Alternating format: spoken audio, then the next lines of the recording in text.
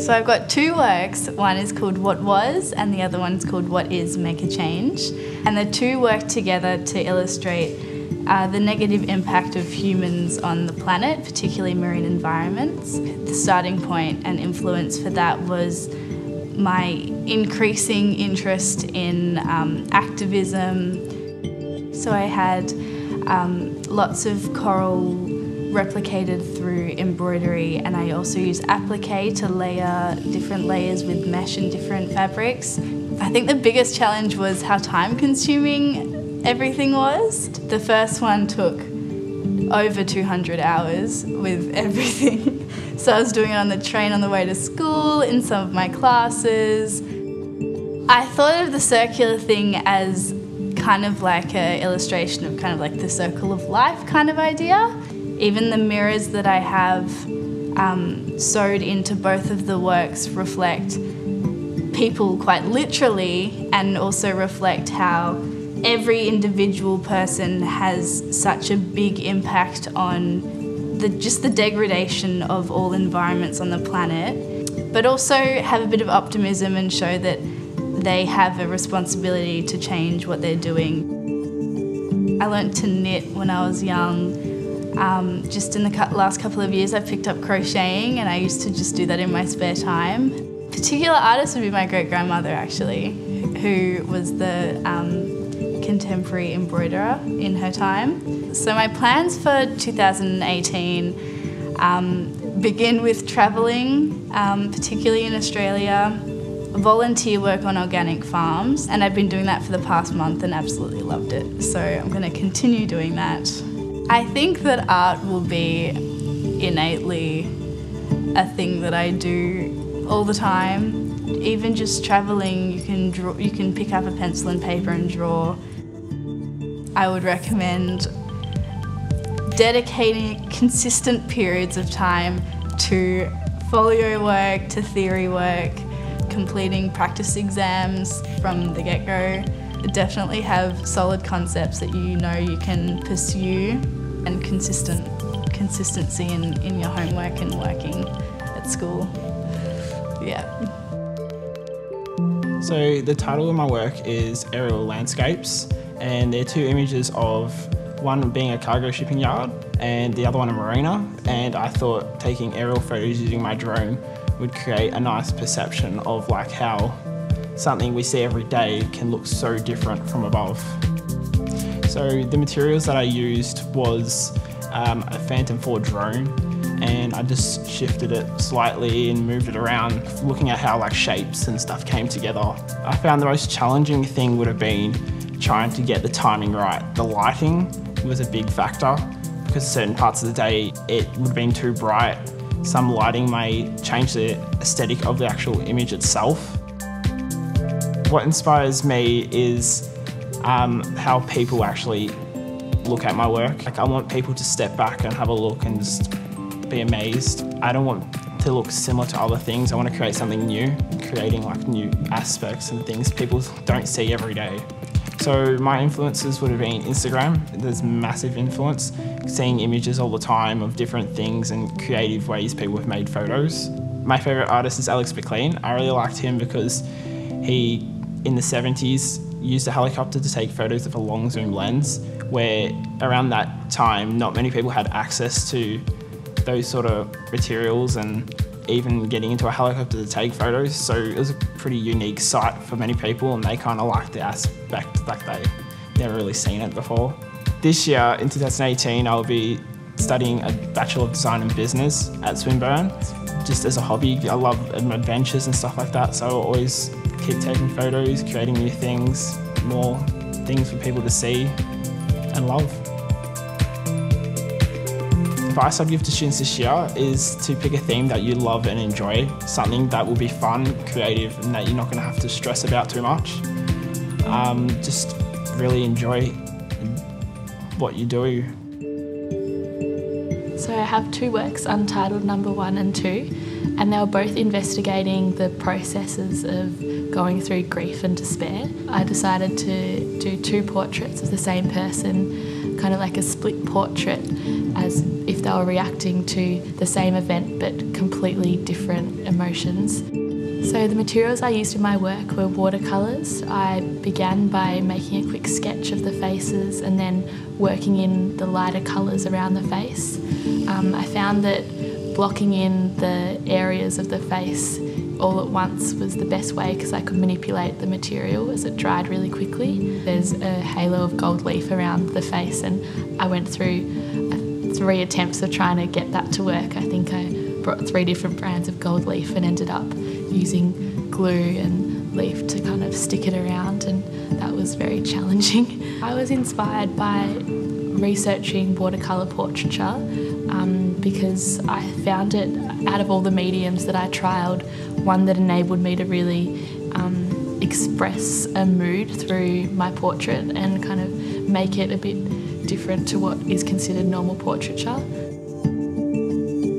My favourite artist is Catherine Barton, and I'm really inspired by her composition and just her strength in her artwork. Both mine and Catherine Barton's work don't seem to be there to look nice, but more to kind of be a bit raw and shocking. In 2018, I'm going to start fine art at Monash University, and I think that art will always play a part in my life, but I also want to do silversmithing and learn how to kind of make jewellery and merge my art into other forms.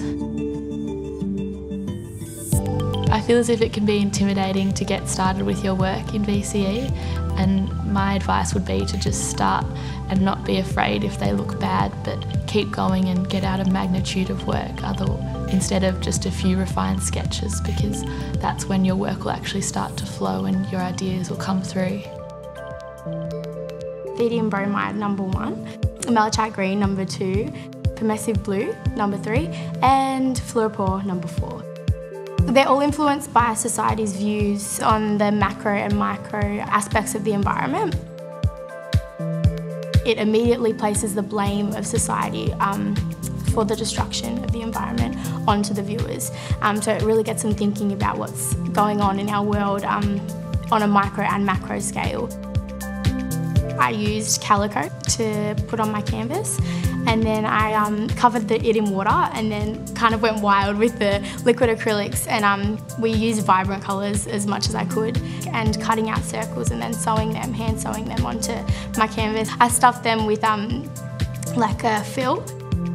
Because my work is surrounding the environment, I was able to, in any of my spare time, look at all of the different cells and stuff we had in our science lab, and that was the most interesting part of creating my works, because I got to look at all these things at a very microscopic scale.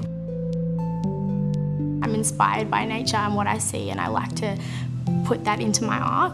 John Olsen is one of my favourites, but also Fred Williams, any Australian artist that I see, because there's such a connection in their art to where we live and what goes on around me. Fred Williams, he includes the movement, as well as John Olsen, of Australian landscape and the lifestyles and the busyness, but also the calm. I know that in the future, whatever I will be doing, which is a Bachelor of Nursing, I will be definitely popping into any little art gallery I can find, and it will never stop being in my life because I love it that much.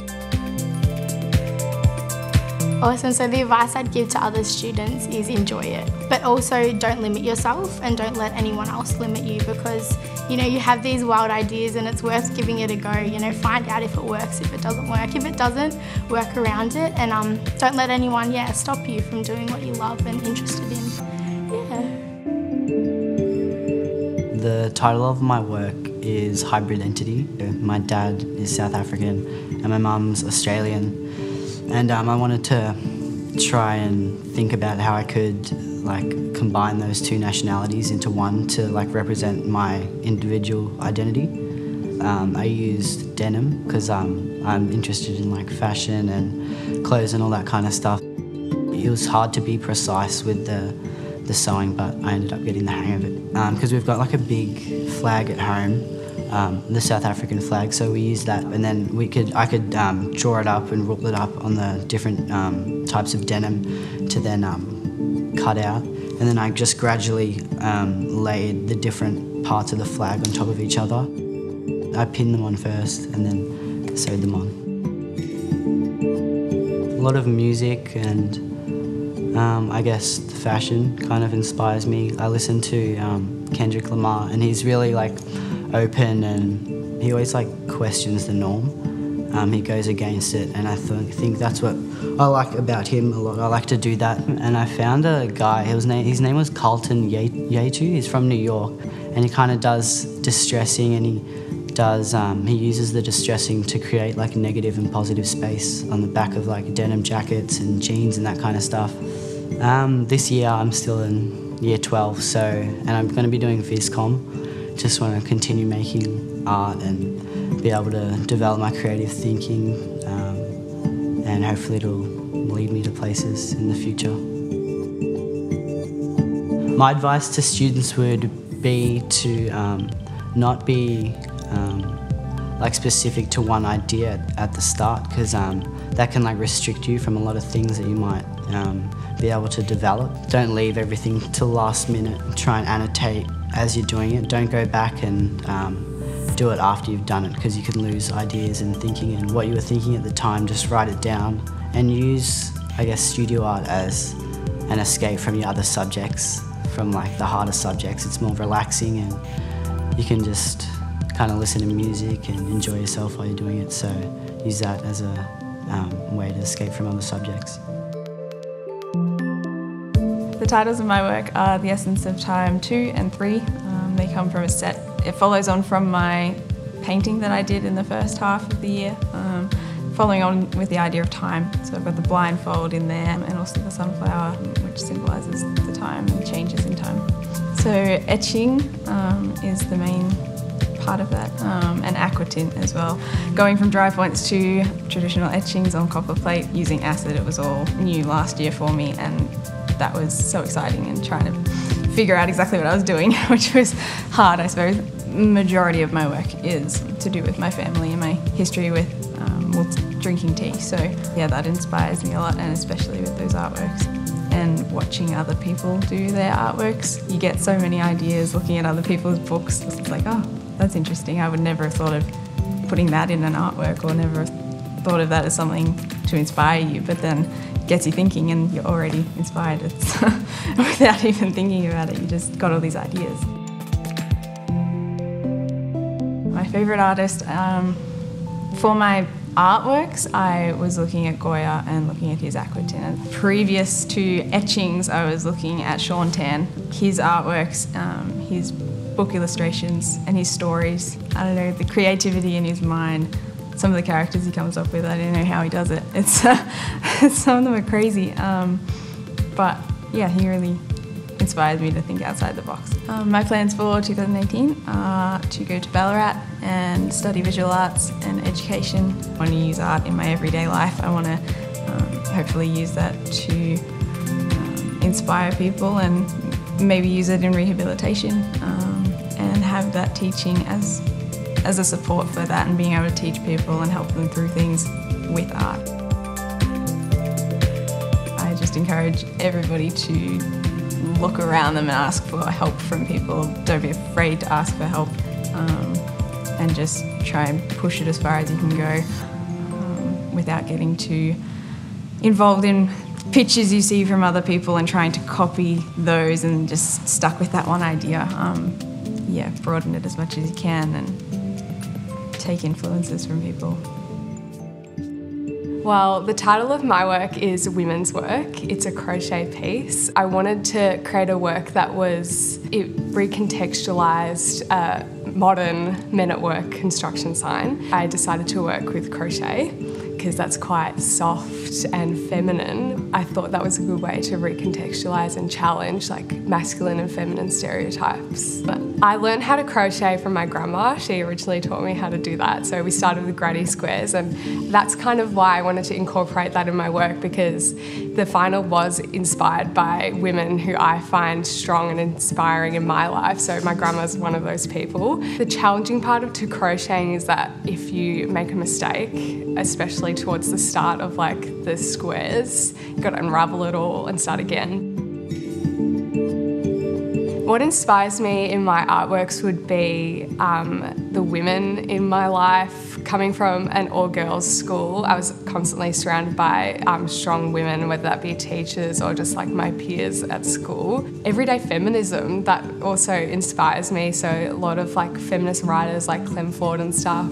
My favourite artist would probably be Catherine Barton. I love her illustrative artworks, and I love that she's unafraid to create artworks that are quite sexually explicit and explore her sexual identity in a world where women aren't really encouraged to do that. I wanted to make a statement like she does, and yeah, it was inspiring. This year, in 2018, I plan on doing a Bachelor of Communication Design at RMIT. I feel like art has to be part of my life somehow, like whether that be in work or just a hobby, because I enjoy it so much. Like looking at it, I love creating it. I just love it. I would say to all students who are thinking of doing studio arts or arts for their VCE is just do it. It was honestly such a great experience. I was a bit daunted by the idea of doing a folio, and I knew that it would be a lot of commitment, but it's so worth it. I would recommend it to anyone who has an artistic flair, or if you just enjoy art in general. It's so enjoyable, it's so relaxing, and you just need to stay on top of it. Bog down, get to it, and it's so much fun. Really enjoyed it. For Year 12, in my last year of studio arts, I chose to work with photography with a particular focus on photographing the extensive network of stormwater drains that lie underneath Melbourne. The first artwork that's going to be exhibited is called Drain Dreams, and the ideas behind that was just to create a light trail within the drain, light up the inside of the drain, and kind of like reveal all the colourful and vibrant graffiti around it. My second artwork is called Sucked In, and I got some like green silk and put it over the head of my torch, and then set up my camera on like a tripod, and then I would just run down the drain, twirling it round. It took like quite a bit of trial and error to get that one good shot. There are a lot of challenges involved with the whole drain stuff, because on one of the drains, I had to sneak through private property to get in. On the other one, I have to go down like manholes, or I have to crawl through like tiny tunnels to get to the good sections of the drains. The main inspiration behind my artworks wasn't exactly artists, but it was a group of explorers known as the Cave Clan.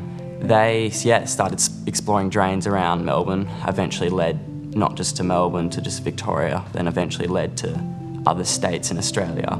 Just exploring everything that not many people know about lies under their feet. In this year's studio arts, there wasn't really like a profound artist, it was just this photographer I found on Instagram, and his name's Jazz Art. Like myself, he focuses a lot on light trails and how to manipulate light in different areas of the drains. I am now enrolled to go to Swinburne University. I'm doing a diploma course in graphic design and photo media. That would be really cool, like one day designing like things like skateboard graphics or album covers, stuff like that. My advice would be to like follow your passion, like find something that really interests you, inspires you. Like just work on your visual diary a lot, because that stuff piles up and it becomes really hard if you leave it all until the last minute. So be constantly working on your visual diary, make it the best you can, annotate that a lot, throw in as much info as you can. I had to do 2 visual diaries, so yeah. So the title of my work is called Niju Mustafa. It's about displacement and belonging. And so the girl Niju Mustafa, she's from Aleppo, Syria. And so I wanted to kind of tell her story as well as the story of others from war-torn areas. I built sort of a brick wall essentially inside of a wooden frame. And so I used mortar and then plastered over the top, and then chipped away the plaster using chisels to sort of create a face. I sort of just stumbled across her story in the newspaper, sort of researching about Syria and sort of the things that were happening there and are still happening there. And I think I just really related to her story because she's so young and a very similar age to me. So the most challenging part of my piece, without doubt, was actually building the brick wall. I am by no means a tradie.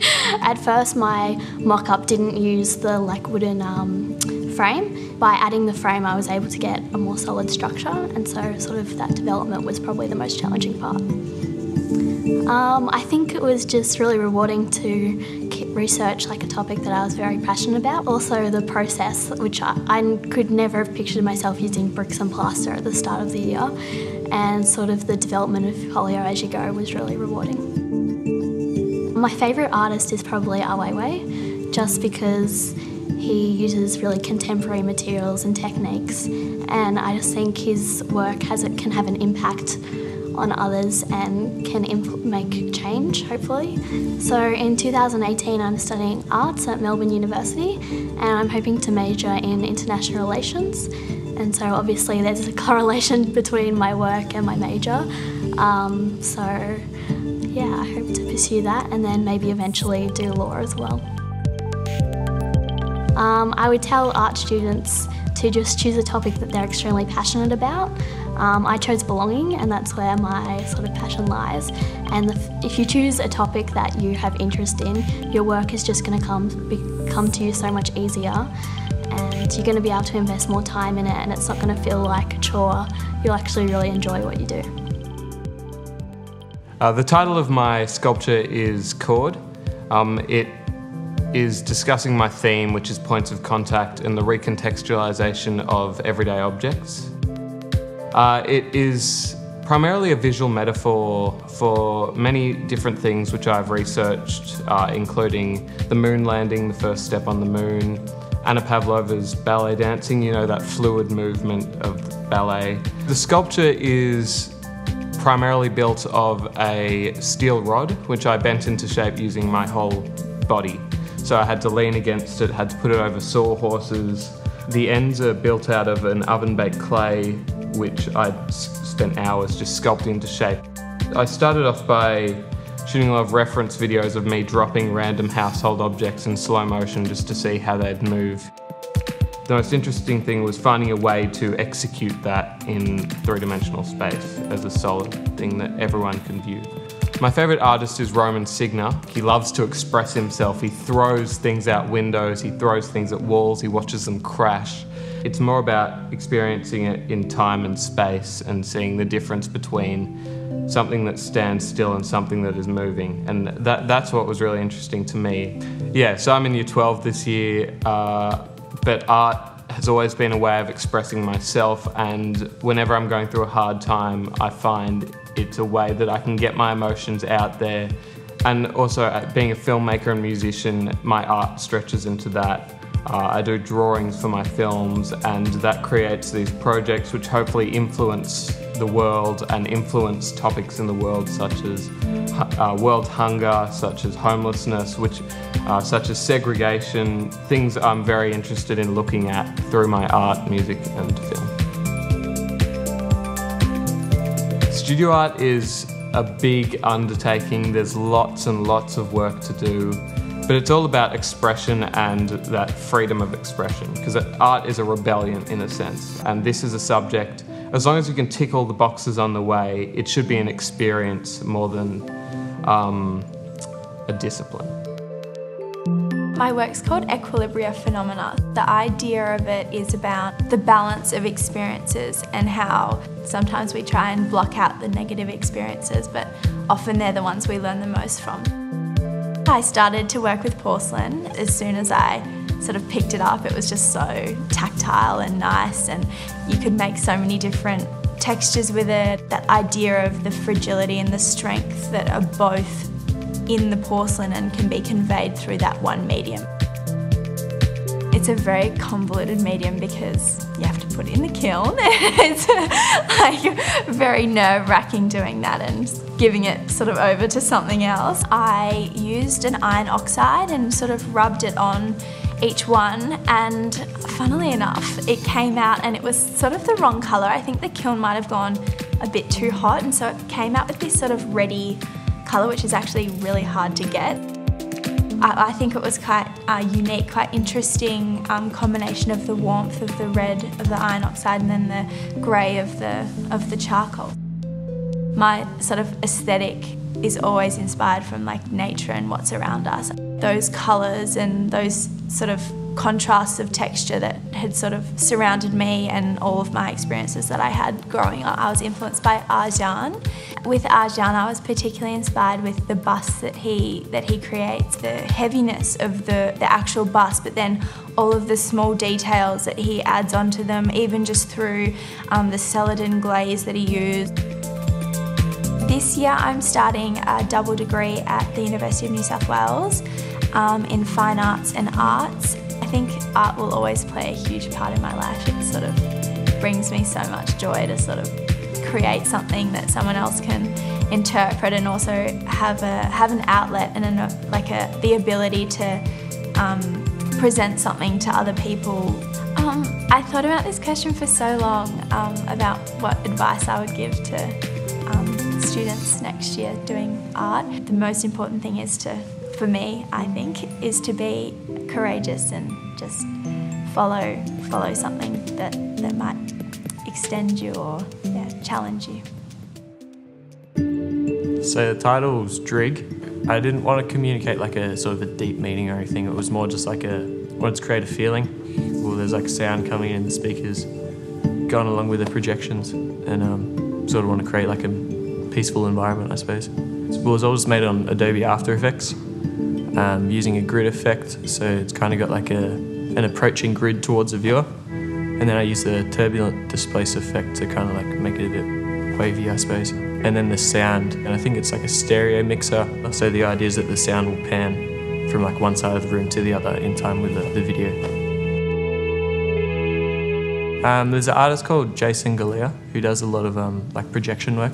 So he was sort of what got me into the whole idea of using projections, which then led into After Effects. And then for this piece in particular, there's an Oz Mutants song, which inspired sort of the initial like grid effect.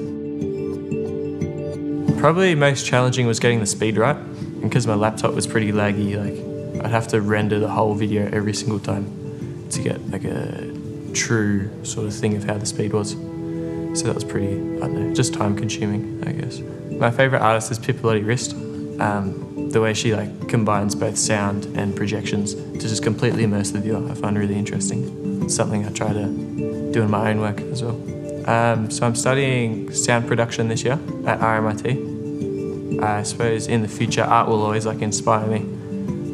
Hopefully I'll keep being creative, keep making videos, maybe less sort of like digital After Effects stuff and more filming and that, but yeah, definitely want to keep making something. I definitely think it's a good idea to pick something you enjoy, because then it just means all the extra sort of work is just so much easier. It doesn't really feel like work, you're just having fun.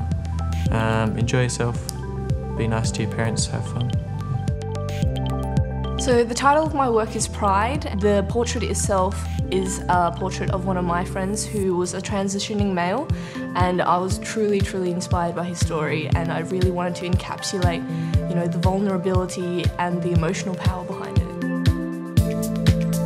I used a scraper board, which is like a black monotone slate, and that was my choice of medium because I really like the idea of being able to bring out the model from the black background, which I thought really tied in well with the idea of new beginnings. And I used a scratching needle as well as a scalpel to vary the widths of the lines that I was making. I was able to add a little bit more life to the portrait and really, really capture such a potent and honest moment. I started off by taking pictures, and I grabbed a couple of my friends, and it just so happened that the sunlight hit his face just right and this picture came out, and I thought this is beautiful, and I had to give it a go, and I had to somehow transform it into something I wanted it to be. So my favourite artist is a Melbourne fashion photographer called Peter Colson. I stumbled across his pictures one day and they just took my breath away. The way that he captured the beauty of females in a way that wasn't degrading, but like he brought out their best beauty by empowering them through his photography. And I also related to him because he managed to do it in monotone. So this year I plan to further my study, and I hope to travel a lot, and I have no doubt that art will definitely be along this journey. It explains things that words cannot, and it helps you and helps me really understand myself in ways that nothing else can.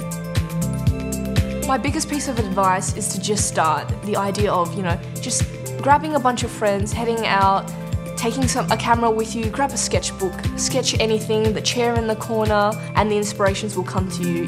You don't need to worry about this theme or I have to produce this piece of work. It's more like letting it come to you, and it will. The titles of my work are The Coronation and The Holy Trinity, which are part of a series called The Immaculate Deception. They are appropriations of famous biblical Renaissance works. The process involved me superimposing the faces of Kim Kardashian, Kris Jenner and Kanye onto biblical works using Photoshop. So that kind of involved like changing a lot of the colours, making them brighter, more artificial. I wanted to show the kind of similarities between the two figures of like Mary and Kim and how we similarly idolise, glorify and kind of follow these figures. I was pretty inspired by like meme culture. I was also really inspired by the behaviour of all of me and my friends in terms of the way we edit all of our images on social media, Facetune. It made me question like the authenticity of my own kind of social media as well as the celebrities. My favourite artist who like inspired me this year is Saint Hoax. He uses a lot of icons from a lot of like popular things from pop culture that everyone kind of knows, and he uses these to like portray issues in society. So he uses like Disney and like popular celebrities, motivates the viewer to question these things that we have been told to love and like manipulated by like the, mass media to love. So yeah, that really inspired me to kind of want to do something similar. I'm really excited to get to like expand my own like knowledge, figuring out like more about the role of art in the world and questioning the things around me so that I can be able to express myself better in art and issues to the world that I think need to be touched on. The advice I would give to VCE students taking on art or studio is to choose a subject matter that you can really connect with, because I feel like if you're passionate about the subject and have a real interest in it, then it'll kind of create a drive and a need to want to like explore this and further develop it. As the year goes on, the workload from everything increases, so make sure you set time aside for your folio. It doesn't have to be every night, but like every few nights it's really important that you have time for your folio and stay on top of annotations. That's really important.